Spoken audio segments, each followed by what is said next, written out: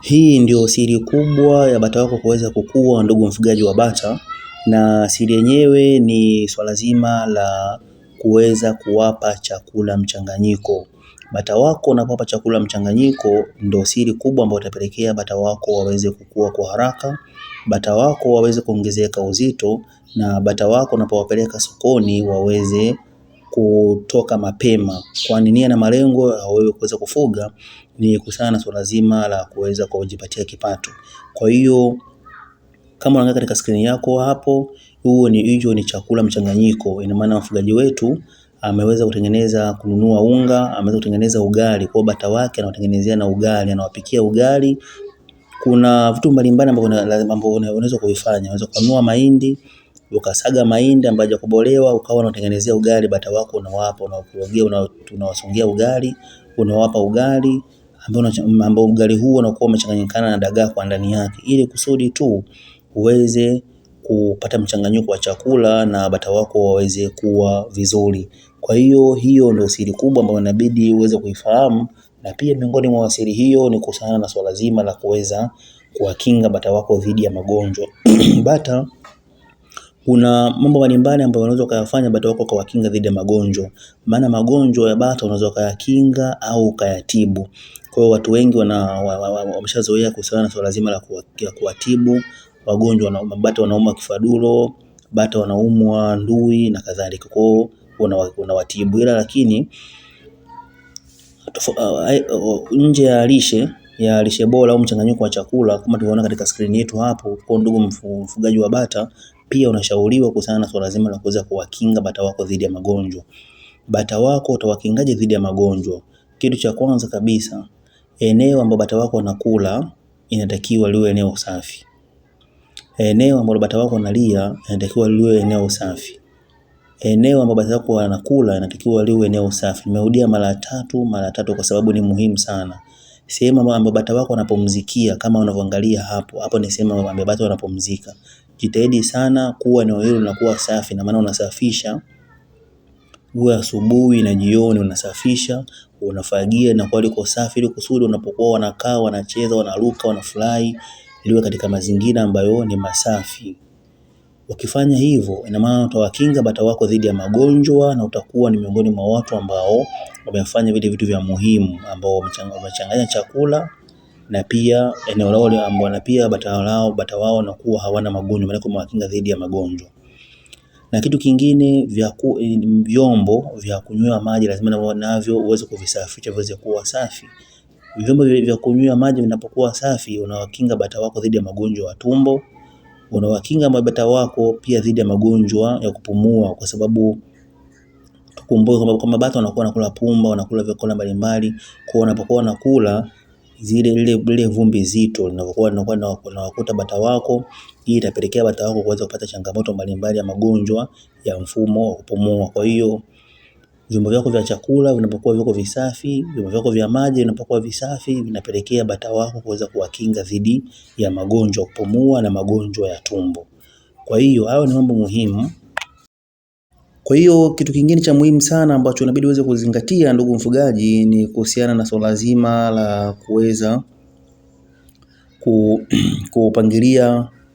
kupangilia ufugaji wako. Maana unaopangilia kiaje? Unaopangilia katika mazingira ya madume yaweze kuuiana na majike. Madume yanapokuwa na uiana na majike, hii itapelekea bata wako kuweza kuwa na uimara. Kama unavyoangalia, hilo ni dume. Dume hilo ni dume moja ambalo linakuwa na majike 5. Kwa hiyo jitahidi sana madume yako, kwa hiyo dume moja aliweza kuhudumia majike 5, na hiyo ni sahihi kabisa na ni vizuri. Kwa hiyo kwenye kizazi chako cha bata au ufugaji wako wa bata, jaribu kuweka mazingira ambayo bata wanaweza dume moja inaweza kuhudumia majike 5.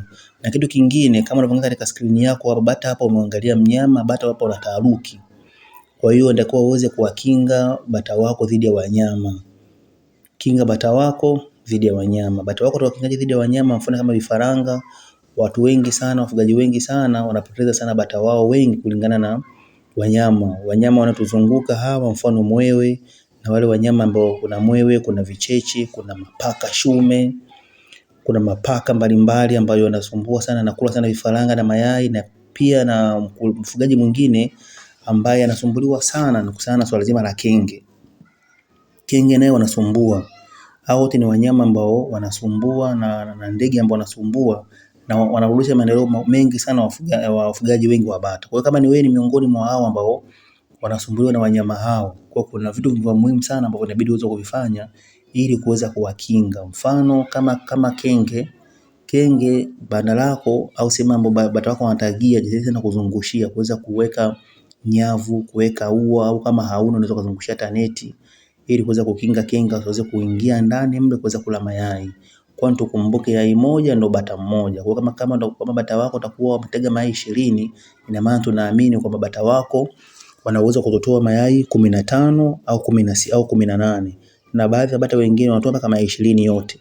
Kwa kama utashindwa kukinga mayai yako dhidi ya kenge, na maana huwezi kufanikiwa. Na kuna mdudu mwingine mharibifu ambaye anaweza kusumbua sana, ni mwewe. Kama vifaranga, kama bata wako watakuwa tayari washaanguliwa, kuna vifaranga kama hivyo unaviona hapo, ina maana hivyo ni vifaranga ambao unaviangalia hapo. Vifaranga hivi vinalindwa dhidi ya wadudu ambao wanatambaa juu, na wenyewe pia unawakinga kwa mambo mawili. Aidha kuna wengine ambao wanapaka rangi vifaranga vikao vina rangi, mwewe kwa kule juu anakuwa hawezi kuvitambua kama hivi ni vifaranga vya bata, je ni nini kavile au nini. Lakini wengine pia vifaranga inabidi uweze kuvitenganisha na kule juu uweze kuweka mtego au neti ili kusudi mwewe asiweze kuingia. Maana mwewe ana tabia ya kushuka chini na kwenda kuchukua kifaranga, asiweze kushuka chini na kwenda kuchukua kifaranga. Kwa hiyo ukifanya hivyo, ndugu mtazamaji na ndugu mfugaji, kwa kweli utakuwa umeweza kuwakinga dhidi ya mwewe. Kwa kuna mwewe, kuna hawa kenge, na pia kuna paka na wadudu wadogo wadogo kama vile vicheche. Hawa wote unaweza kuwakinga vipi? Hawa wote unawakinga dhidi ya upotevu na dhidi ya kuweza kusababishia hasara kubwa na kutimiza malengo kwa wakati, kwa kufanya kitu kikubwa ambacho ni kuweza kutega mtego. Kuna mitego ambayo unaweza kuzungushia kwenye waya wako, kwenye banda lako, na wengine sometimes huwa wanaamua kutumia kabisa sumu ya kuua wanyama waharibifu kama hao. Wanawategea chakula, unazungusha nje ya banda.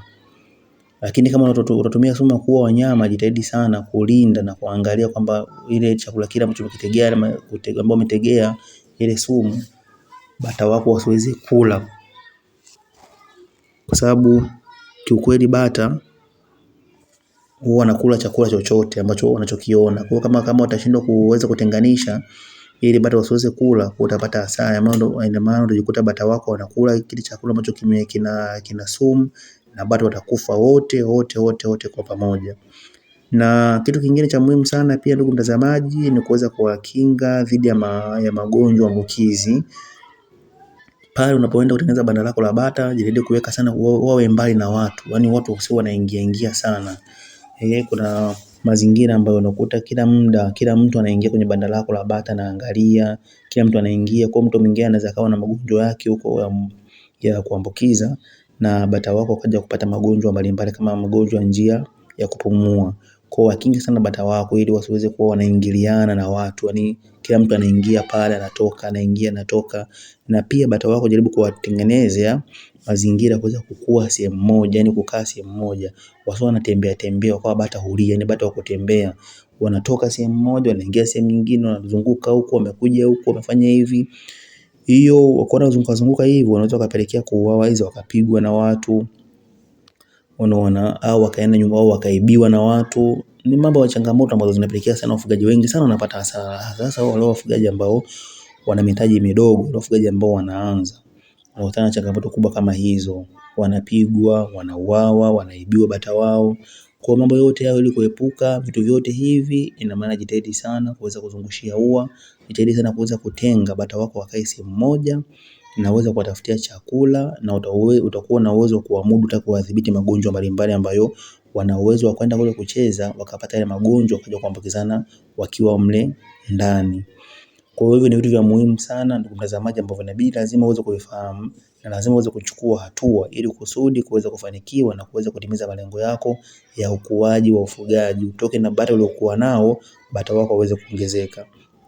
Pia ndugu mtazamaji, na kushukuru kwa kuweza kuwa nasi kuanzia mwanzo wa video hii mpaka mwisho wa video hii, na mwisho wa video hii ndio mwanzo wa video nyingine nzuri ambayo itaelezea kuhusiana na swala zima la ufugaji wa bata. na kukumbusha tu na kukuomba kuweza kusubscribe, kulike na comment. Karibu sana.